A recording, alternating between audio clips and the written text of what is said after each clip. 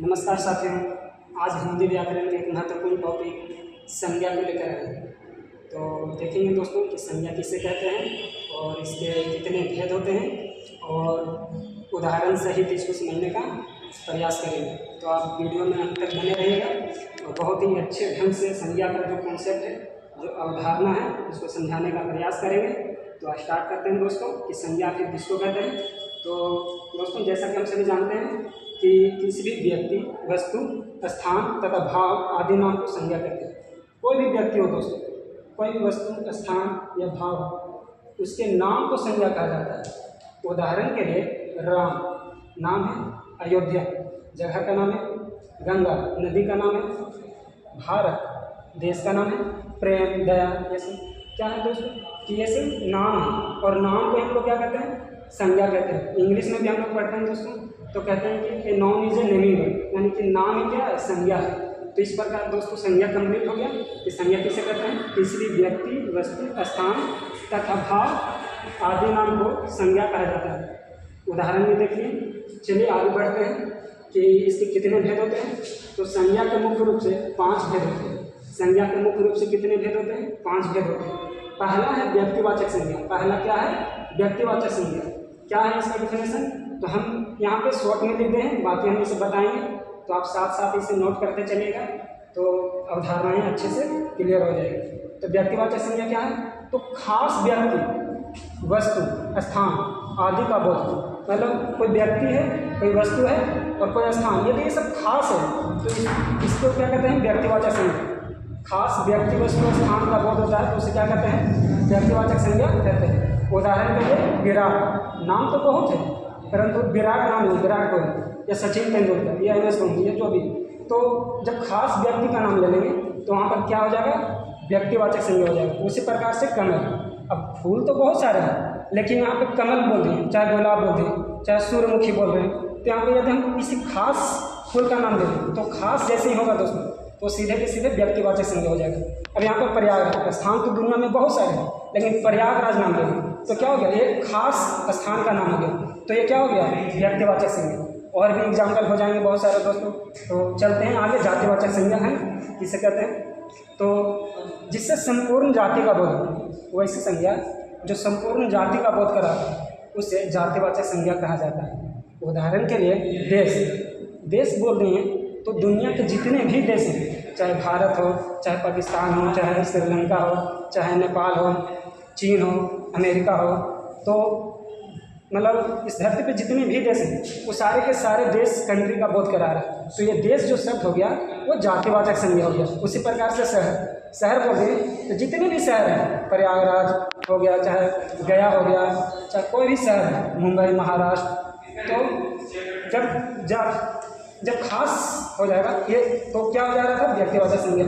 लेकिन यदि पूरे जाति का बोध कराएगा तो क्या हो जाएगा? जातिवाचक संज्ञा। तो इसी प्रकार से नदी, नदी बोले तो जितनी भी नदी हैं इस दुनिया में, चाहे गंगा हो, यमुना हो, गोदावरी हो, गंडक हो, कोसी हो, नील नदी हो, तो मतलब क्या है? इस सारे के सारे नदी का बोध करा रहा है। तो ये नदी सब क्या हो गया? जातिवाचक संज्ञा। क्यों? क्योंकि यह संपूर्ण जाति का बोध करा रहा है। तो इसी प्रकार से बल्लेबाज, तो बल्लेबाज बोले तो जितने भी विश्व के बल्लेबाज हैं ये सारे के सारे इसमें आ जाएंगे। तो ये क्या हो गया? तो जाति का बोध करा रहा है। मतलब इस दुनिया में जितने भी बल्लेबाज हैं उन सारे के सारे का बोध करा रहा है। तो ये क्या हो गया? जातिवाचक संज्ञा हो गया। लेकिन यही बोल देते हैं हम लोग कि विराट कोहली, चाहे सचिन तेंदुलकर, चाहे रोहित शर्मा, तो क्या हो गया? खास बल्लेबाज का नाम ले रहे हैं, खास आया, इसका मतलब व्यक्तिवाचक संज्ञा। यदि पूरे का समुदाय का बोध कराएगा तो हो जाएगा जातिवाचक संज्ञा। यहाँ तक क्लियर हो गया होगा आई होप। आगे बढ़ते हैं। समूहवाचक संज्ञा। तीसरा क्या है? समूहवाचक संज्ञा। नाम से ही पता चल रहा है भाई साहब कि समूह है ना। तो वैसी संज्ञा जिससे व्यक्ति, वस्तु, स्थान आदि के समूह का बोध हो। यहाँ पर समूह वर्ड याद रखें कि कोई भी व्यक्ति हो, वस्तु हो, स्थान हो, यदि इसके समूह का बोध हो रहा है इसका मतलब हो जाएगा समूहवाचक संज्ञा। उदाहरण के लिए वर्ग, दल, गुच्छा, झुंड, ये नाम बोल रहे हैं भाई साहब, तो क्या हो रहा है कि पूरे अपने समुदाय, पूरे अपने समूह का बोध करा रहा है, एक कलेक्शन का बोध करा रहा है। वर्ग बोलते हैं तो उसमें कई सारे स्टूडेंट है ना बैठे हुए होते हैं। दल बोल रहे हैं तो उसमें भी सम ग्रुप्स होते हैं, कुछ समुदाय होते हैं। तो गुच्छा बोल रहे हैं तो अंगूर का जो गुच्छा होता है या चाबी का गुच्छा, तो एक चाबी रहेगा तो उसको गुच्छा नहीं बोलेंगे, चाहे एक अंगूर है तो उसको गुच्छा नहीं बोलेंगे। इसका मतलब वो झुंड में, वो मतलब समूह में, वो कई सारे फॉर्म में। तो समूहवाचक क्या होता है? तो समूह का बोध कराता है। किसका? व्यक्ति का, वस्तु का, स्थान आदि का। ठीक है। तो अगला क्या है? फोर्थ जो संज्ञा है वह द्रव्यवाचक संज्ञा। ये भी नाम से क्लियर है, द्रव्यवाचक है ना। द्रव्य मतलब क्या होता है? लिक्विड, यानी कि वैसी संज्ञा जिससे द्रव्य या धातु का बोध हो। जिस संज्ञा से द्रव्य या धातु का बोध हो उसे हम लोग कहते हैं द्रव्यवाचक संज्ञा। उदाहरण के लिए दूध, पानी, घी, चावल। एक और बोले अथवा में कि नापने तोलने का बोध कराने वाले संज्ञा को द्रव्यवाचक संज्ञा कहा जाता है। मतलब ऐसी संज्ञा जिसे हम लोग नाप या तोल सकते हैं। ये भी याद रख सकते हैं ना, चाहे तो द्रव्य या धातु का बोध हो, चाहे तो नापने तोलने का बोध हो। तो जब भी होगा तो कौन सा संज्ञा हो जाएगा? द्रव्यवाचक संज्ञा, है ना। द्रव्य मतलब वही लिक्विड है ना, लिक्विड फॉर्म। तो दूध क्या है? लिक्विड है, द्रव्य है। पानी हो गया, घी उसी प्रकार से हो गया, चावल ये सब क्या हो गया? दाल, ये सब हो गया।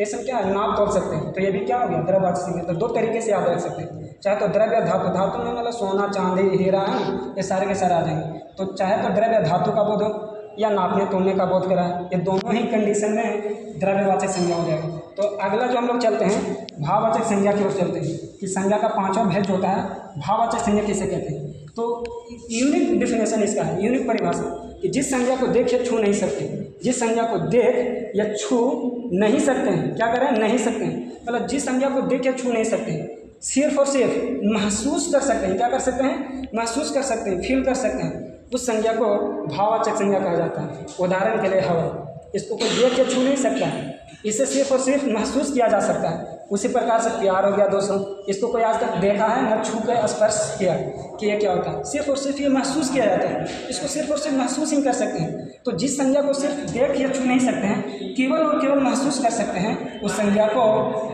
भाववाचक संज्ञा कहा जाता है। अब्स्ट्रैक्ट नॉन इंग्लिश में होता है दोस्तों, क्या होता है? Abstract non. तो हवा, प्यार, दया भी हो गया, उसी प्रकार से क्रोध हो गया। इसको कौन देखा है? ये कोई स्पर्श भी नहीं किया है, ये महसूस कर लिया जाता है कि यार क्रोध में है ना, क्रोध। तो उसी प्रकार से बचपन हो गया, ईमानदारी है ना, कोई अच्छा काम किया, किसी का मदद कर दिया, कोई गरीब असहाय या कष्टजनक स्थिति है, उसका कोई देखता है कि कोई उसको हेल्प कर रहा है, तो हम लोग कहते हैं कि देखो कितना उसमें ईमानदारी है। तो कहने का मतलब जिस संज्ञा को देख या छू नहीं सकते हैं, सिर्फ और सिर्फ महसूस कर सकते हैं, तो उस संज्ञा को भाववाचक संज्ञा कहते हैं। तो इस प्रकार से हमने संज्ञा देते हैं क्या होता है, उसके कितने भेद होते हैं? तो 5 भेद होते हैं। और व्यक्तिवाचक, जातिवाचक, समूहवाचक, द्रव्यवाचक और भाववाचक। बहुत ही अच्छे से डिफिनेशन सहित उदाहरण बतलाने का प्रयास किए। यदि हमारा ये प्रयास अच्छा लगा दोस्तों तो लाइक जरूर करिएगा और चैनल को सब्सक्राइब कर दीजिएगा, ताकि हम आगे जो भी वीडियो से रिलेटेड आगे बनाएं तो आपका नोटिफिकेशन आपके पास सीधे पहुंच सके। और अच्छा लगा हो तो दोस्तों के पास जरूर शेयर करना। और आपको देखने के लिए वीडियो बहुत बहुत धन्यवाद।